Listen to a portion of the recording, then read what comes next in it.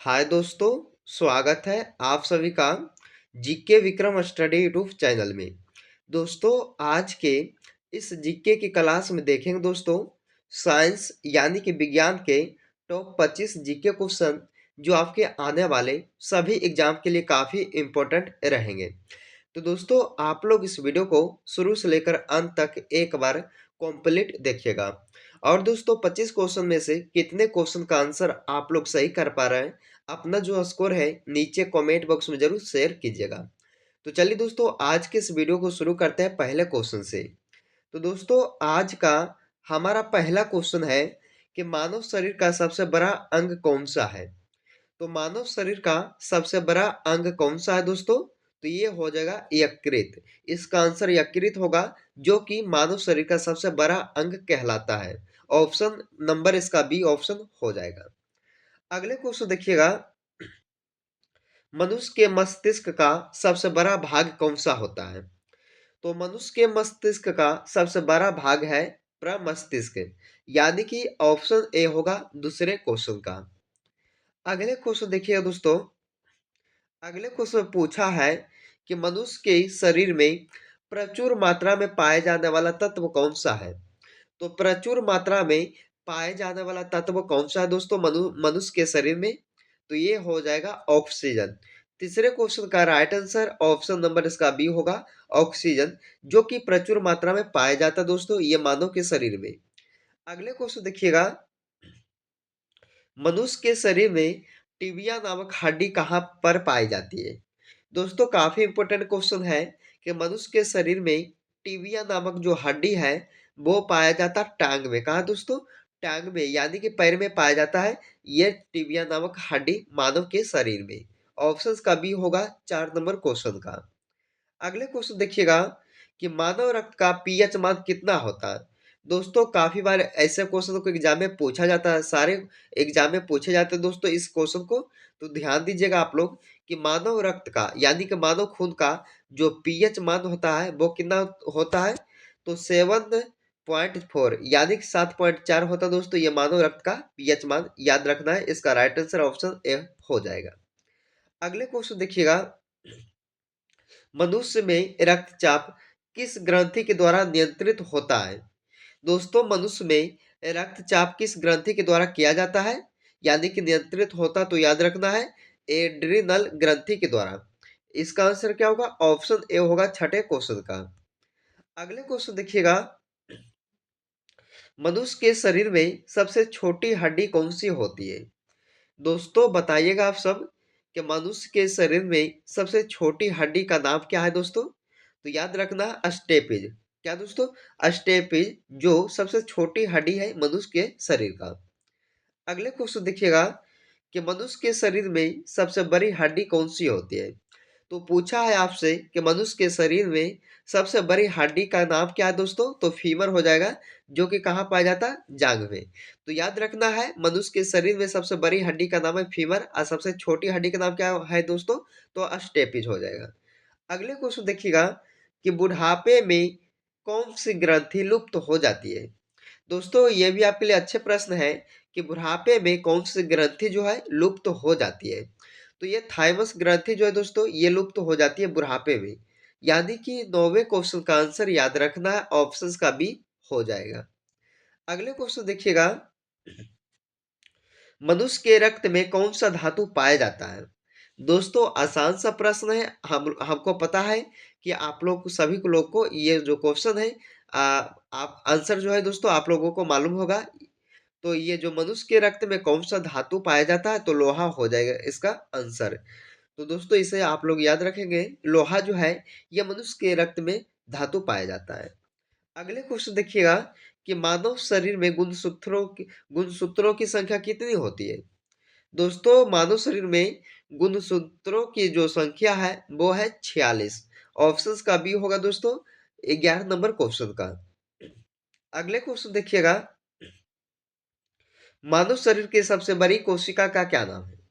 दोस्तों, मानव शरीर की सबसे बड़ी कोशिका का नाम है तंत्रिका कोशिका, यानी कि ऑप्शन डी इसका राइट आंसर होगा, तंत्रिका कोशिका, जो कि सबसे बड़ी कोशिका का नाम है मानव शरीर का। अगले क्वेश्चन देखिएगा, मनुष्य के सामान्य रक्तचाप कितना होता है? दोस्तों मनुष्य के सामान्य रक्तचाप जो होता है वो होता है 120 पर 80 मिलीमीटर, जो कि मनुष्य के सामान्य रक्तचाप होता है। ऑप्शन ए होगा 13 नंबर क्वेश्चन का राइट आंसर। अगले क्वेश्चन देखिएगा कि मानव शरीर का रक्त बैंक किसे कहते हैं? दोस्तों मानव शरीर का ब्लड बैंक या तो रक्त बैंक किसे कहते हैं दोस्तों? तो पीलिया को कहा जाता है। यानी कि 14 नंबर क्वेश्चन का राइट आंसर ऑप्शन इसका ए हो जाएगा। अगले क्वेश्चन देखिएगा, मनुष्य के शरीर में सबसे छोटी ग्रंथि कौन सी होती है? दोस्तों मनुष्य के शरीर में सबसे छोटी ग्रंथि जो होता है वो होता है पिट्यूटरी ग्रंथि।